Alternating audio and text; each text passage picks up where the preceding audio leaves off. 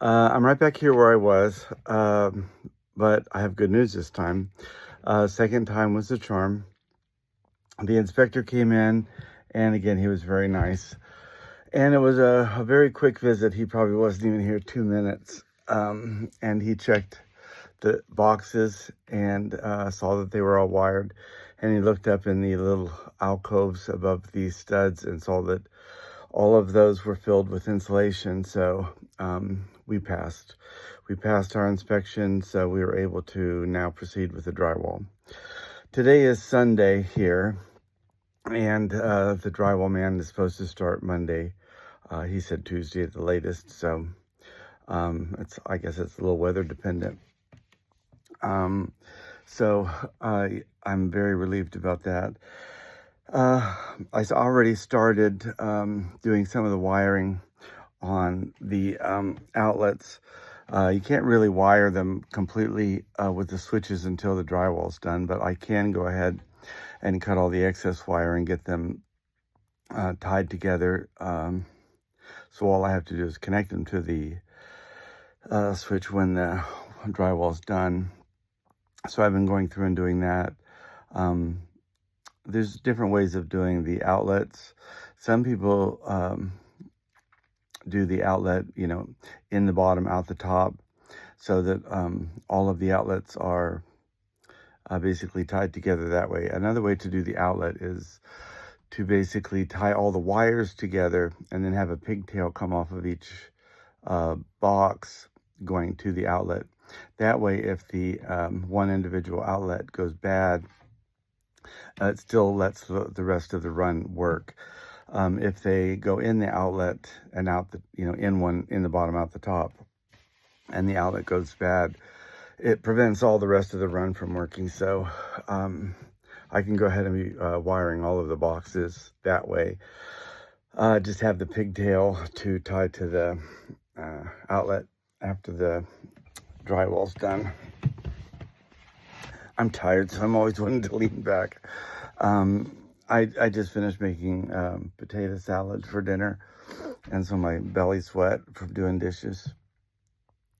It reminds me of my mom because my mom always loved to eat the potato salad right after it was made, while it was still hot from the potatoes cooking. And I like it that way too. I mean, I like cold potato salad, but I also like the warm potato salad. I let Steve taste it, and he was like, "Ooh, I didn't think I would like it because I don't think I would like warm mayonnaise or mustard." I said, "You put mayonnaise and mustard on a hamburger or a hot dog and it's warm. Why wouldn't you like it in warm potato salad?" He doesn't make much sense half the time, though, so I don't take his comments too seriously most of the time. Anyway, it has been cleaned up in a mess many times down here. I did go ahead and spray the other egress window box. They're both blue now, and the ladders are tied into the wall on both of them. So I'm not going to walk over there. One of the things that I have done since the inspection, I had, they're not fluorescent, but they look like the old fluorescent lights, shop lights. I had those all over the basement down here, and I've taken those out because they can't hang the ceiling drywall with those in place. They'll have to use work lights down here as they work. So I've already taken the shop lights down, and I've rewired all of those boxes for outlets. So I'll have a few outlets on the ceiling just in case of anything. Because we film down here, it'll just be nice to have outlets. I'll have 6 outlets on the ceiling, just in case I need any kind of additional lighting or, whatever. Spotlights, disco lights. So that's a relief. Another thing that I did do while he was here, so I don't work myself up into, my own little personal nightmare again, was that I asked him in advance, because I'll have to have an inspection when everything's finished. I ask him what the inspection will be about when he comes back the next time. What will he be looking for? And he said all he's going to do basically the next time is come in and turn the switches on and off and use the, there's a little electrician's device that they plug into the outlets, and it just lights up with 2 lights that show that the device is wired correctly. He'll just plug that into each of the outlets. And I already have one of those, so I can pre-test all of the outlets before he even gets here. And obviously I can turn the light switches on and off. So I should know before he even gets here if we'll pass or fail. That's a good thing. So it's been an incredibly long journey. But I'm hoping, the next few weeks are transformative. I know there's a lot that has to be done. Let me make a little mental list here. Hang the drywall. He'll cut the holes for the ceiling and the outlets. We will do the wiring for the ceiling lights. All we have to do is plug those in. There's a plug hanging out of the box, and there's a plug from the LED wafer light. You just have to join them. And they have a clip that goes through the hole. So you just clip them into the hole that was pre-cut by the drywall guy. We have to prime the walls and paint. I've already got those 2 things. I'll have to wire the electrical outlets. But as I said, I'm already getting those done ahead of time as much as I can. I'll have to lay the flooring down. It's a laminate. It's a large format laminate, so it's 12 by 48 inches. So it should go pretty quickly, as long as the design works the way it's supposed to. It's a large format design also. So I haven't tried it yet, but I'm hoping that works as it's designed to. The doors are already up in all of the locations.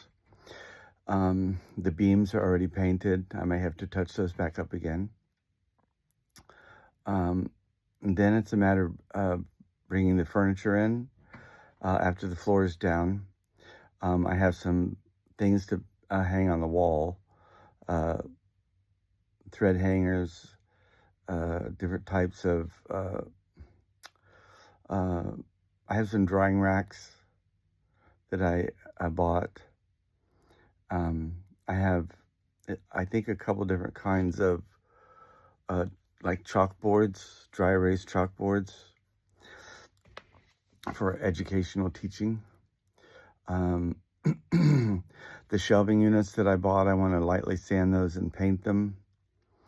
I didn't have any place or way to do that until it's done, because they would just get scratched moving them around. Then we had to put the glass shelves back in and then bring the quilts in.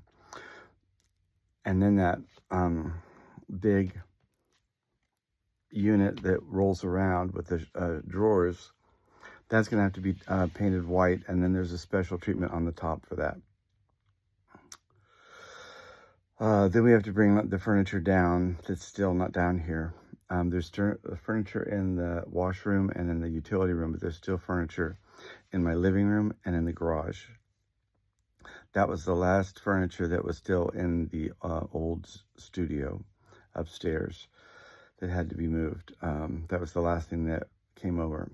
There's also my old drafting table that right now I still don't know how I'm going to get down here, but I really want that down here because that's what I do my angel work on.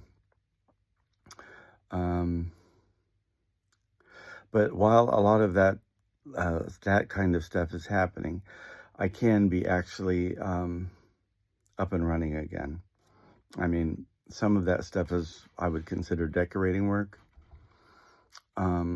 So really after the painting and the floor is down, some of the machine furniture just rolls back in, and it will really be easier to just start running again, start going. It's been so long. I have a lot of ideas in my head of things that I want to teach. And, you know, some things will be starting over again, but I haven't actually gotten down to doing, you know, teaching plans yet, but we have a lot of ground to cover together. So then, you know, later, one of the things I desperately need to do, and this has become more evident as I have moved, because I had fabric in bins that were basically stationary at the old place for quite a while. And I've given a bunch of fabric to my guild as I've been doing things over the last few years. But I really need to like take a bin out at a time and dump it out and sort through it. I've got bins that like have 5 pieces of fabric in it that hold maybe 50, should hold 50. I've got bins that have a couple pieces of fabric and some pottery or some fabric dye or something like that. So I need to go through and sort all of those things out. So that will be an ongoing process, because if I stopped to do that, I mean, there's probably 130 bins that need to be gone through, and that would take probably take 5 or 6 weeks to do it properly. I don't want to just cram this stuff back in when it's done. I want to kind of the good stuff, I want to iron it so that it doesn't take up a whole lot of room. I want it done properly. So I'm going to take my time with that, but that's a project in my head also. That's just a me project. And then have the things that I plan to be using more frequently, you know, more accessible. Some of the stuff that I won't be using more frequently, sort of like Christmas fabric. I have a lot of Oriental fabric still, and I don't use it as frequently, but I'm not ready to let it go. So that may be stored upstairs in one of the spare bedroom closets that I have shelving in. And actual Christmas fabric, I don't use a lot. I use red and green and gold fabric a lot, like batik, maybe with snowflakes or stuff on it. But I don't use printed Christmas fabric a lot, novelty fabric, and I do have that. So that's something down the line. But my head has been spinning for quite a while with things to do. But for now, the good news is we passed our second inspection, and we're ready to go. It probably seems like, if you haven't watched for a while, it probably seems like you must be watching a rerun or something, because it's been so long. Living it doesn't feel that way. Living it feels like I've been stuck in the Brea tar pit or some kind of quicksand or something, or living under some really horrendous curse. But I feel like I've crawled most of the way out of the tar pit, and I just got a few toes left in there, and once I get those toes free, I'm running as fast as I can. I don't care if I'm naked, I'm running. So soon, very soon, you're gonna see a transformation. Hopefully not just in the room, but in me. So thanks for sticking around. Until then, let's keep piecing it together.